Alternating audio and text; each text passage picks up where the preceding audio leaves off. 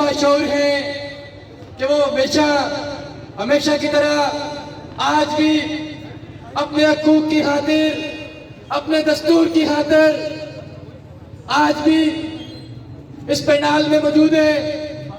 دوستوں ساتھیوں، آج یہ تحریک تقریباً 8-9 مہینے سے چل رہی ہے، جس میں ہمارے دوستوں کی لازوال جدوجہد ہے، جس میں ہمارے دوستوں نے جیلیں بھی کاٹی، جس میں ہمارے دوستوں پہ تشدد بھی ہوا، مگر الحمدللہ آج بھی جموں کشمیر جوائنٹ عوامی ایکشن کمیٹی کے ذمہ داران اور لوگوں کے اندر وہ جذبہ ہے یہ انشاءاللہ اپنے حقوق، اپنا چارٹر آف ڈیمانڈ میں جو 10 چیزیں لکھی ہوئی ہے، یہ اپنے حقوق لینے کے بغیر پیچھے نہیں ہٹیں گے۔ یہ کٹ تو سکتے ہیں، یہ مر تو سکتے ہیں، مگر اپنے حقوق پہ کبھی سمجھوتا نہیں کریں گے۔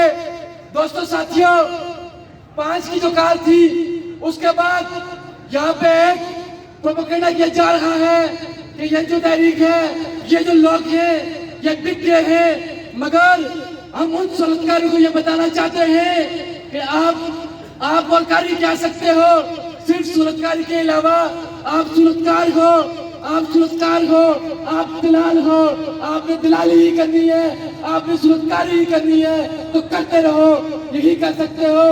انشاءاللہ جب تک ہمارا چارٹر آف ڈیمانڈ، یہ جو ہمارا چارٹر آف ڈیمانڈ ہے، اس پہ عمل درآمد نہیں کیا جاتا، اس پہ وقت تو لگ سکتا ہے، مگر انشاءاللہ یہ جو لوگ بیٹھے ہیں یہ اپنے حقوق کی خاطر پیچھے نہیں ہٹ سکتے۔ دوستوں ساتھیوں، ہمارے جو اسمبلیوں میں ممبران بیٹھے ہوئے ہیں، یہ آپ کے ووٹ سے، یہ میرے ووٹ سے اسمبلیوں میں جاتے ہیں، مگر بدقسمتی کے ساتھ ان کی کمزوری بھی یہ ہے کہ یہ وہاں جا کر صرف اسٹیٹس انجوائے کرتے ہیں۔ یہ عوام کی، یہ غریب عوام کی، یہ مظلوم عوام کی حقوق کی بات نہیں کر سکتے۔ دوستوں ساتھیوں، یہ خود بھی پاکستان کی کسی ڈکٹیٹرشپ کے آگے، کسی آفیسر کے آگے، کسی ایم این اے کے آگے چاپلوسی کرتے پھرتے ہیں۔ یہ تو خود بھی ابھی لوگ یہ بچانے کے چکر میں ہے، یہ آپ کے اور میرے حقوق کی کیا بات کریں گے۔